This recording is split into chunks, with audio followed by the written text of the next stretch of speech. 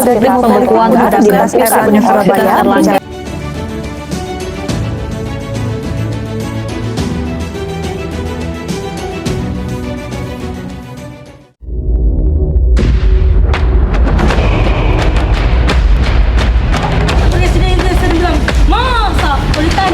Assalamualaikum warahmatullahi wabarakatuh.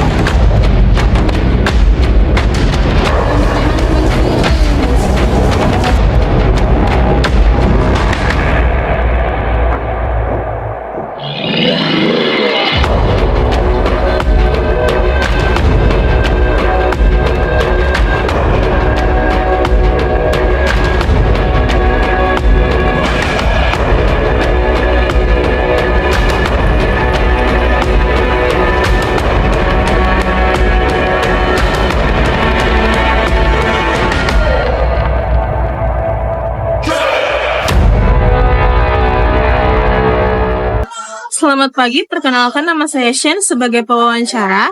Saya Fatia sebagai juru bicara. Di sini saya akan mewawancarai juru bicara yang sedang hadir sekarang untuk tugas video yang ada di kampus saya mengenai pendapat kasus pidato presiden. Akibat dari pidato tersebut dapat menggiring opini masyarakat dan munculnya video penghinaan.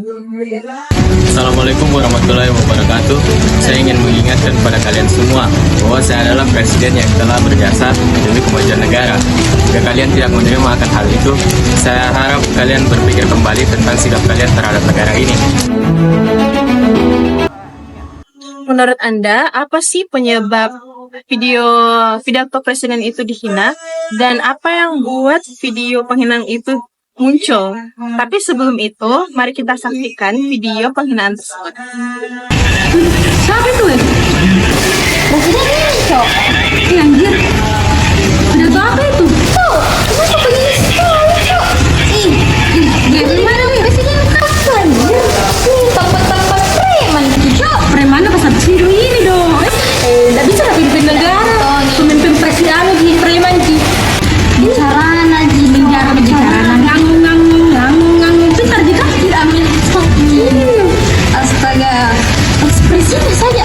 Tidak ada pemimpin tidak ada aura leadernya. Iya, percuma mau jadi presiden baru tidak ada tinggi aura leadernya. Mana pemimpin negara, pemimpin rumah tangga saya tidak bisa. Anjay, gila. Simpel. Iya, tapi kayak ada gitu, kayak ada teks nggak baca. Iya kan? Itu ya, apa ini?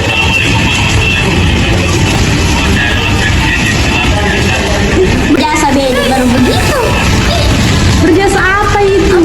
Berjasa, Cok. Berjasa dalam preman manusia. Preman pasar itu. Siapakah orang dukung ini? Ada ordana ini kah? Ada itu, namun tidak ada ordana. Atau banyak buat nasi keluar pas jadi presiden. Harus di-posting bilang siapa pilih ini. Nah, posting itu Pak. Dia situ gampang tulisan, gampang trending. Itulah video tersebut dan sekarang apa sih pendapat Anda? Menurut saya video penghinaan tersebut itu sudah keluar dari konteks pidato presiden tersebut. Namun dalam kebebasan berpendapat memang masih perlu yang namanya ada etika atau diksi-diksi yang beretika, karena banyak yang masyarakat yang menganut pendapat bahwa kebebasan artinya bebas tanpa aturan, yang dimana kita bebas mengutarakan apa yang kita rasakan. Namun sebenarnya dalam kebebasan berpendapat atau mengkritik aparat negara itu perlu yang namanya diksi-diksi beretika, karena jika ada dalam perkataan tersebut ada namanya penghinaan atau kata-kata yang dapat memberikan pihak tertentu, itu sudah termasuk penghinaan, atau bisa juga membuat banyak orang yang menggiring opini tidak baik atau bahkan menjatuhkan pihak-pihak tertentu. Sudah nih posting. Weh, bukan itu presiden yang biasa dibilang. Masa? Kalau ditanya sih, iyo weh, kagak bisa. Kalau ditanya gitu, masa weh? Memang ini kurang ajar sekali pasti. Masa mau kok kayak ada rakyat mau bilang kayak saran sama kau baru bilang masa? Bisa. Tidak layak bentuknya presiden ini. Siapa pilih weh? Suruh saya banyak ini nanti.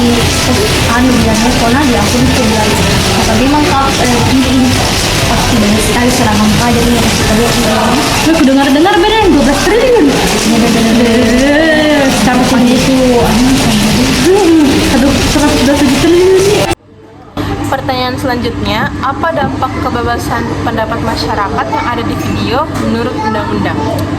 Menurut rancangan Kitab Undang-Undang Hukum Pidana, ketika kita terjadi penghinaan presiden akan dipenjara selama 3 tahun 6 bulan.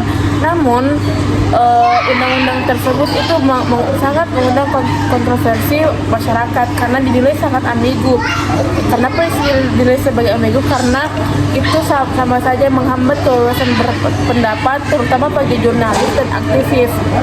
Namun negara kita ini adalah negara demokrasi yang dimana demokrasi tersebut itu tercipta dari pendapat-pendapat dari masyarakat kita. Namun kebebasan pendapat sendiri seperti saya bilang tadi di jawaban sebelumnya bahwa kebebasan pendapat itu bukan berarti kita bebas dalam menghina seseorang atau bahkan menghina aparat negara yang dimana dapat merugikan pihak tersebut.